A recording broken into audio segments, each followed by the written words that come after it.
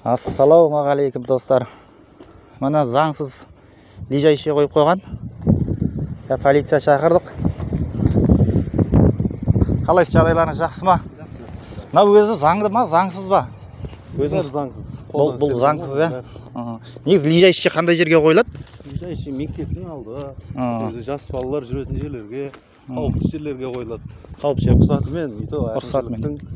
Ішкі істер басқармасының рұқсатымен. Бұған жол қатынастар бөлімі қарайды, иә?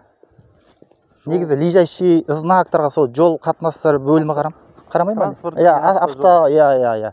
Мынау прокуратура, бұрынғы прокуратураның орнында, иә? Ол жерге де қазір баратын боламыз. Негізі мынау ғой, бүгін Майшай Абенова мектептің алдынан өттім да бүгін. Лежайший полиция жоқ. Ана машиналар қатты келіп жатыр, қатты өтіп жатыр, пешеходтан балалар жүгіріп өтіп жатыр да. Қауіпті да мына жер, ше. Мектептің алдына, шо Майшай Абенова мектептің алдына қойса болады. Ал мына жерде біреу, екеу, үшеу, төртеу қойылған да қазір. Қолдан қойылған ғой. Бұл жерде бір байбатша тұрады деп естідім, бір депутат тұрады екен. Ғаппар деді ау деймін, қателеспесем.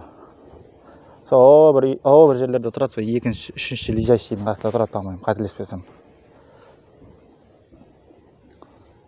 Бұны бұздыру үшін не істейміз енді? Жол бөлімдеріне хабарласып, шақыртамыз ба бері қарай? Шақыртамыз, жолдар қазір нені бұзып жатыр?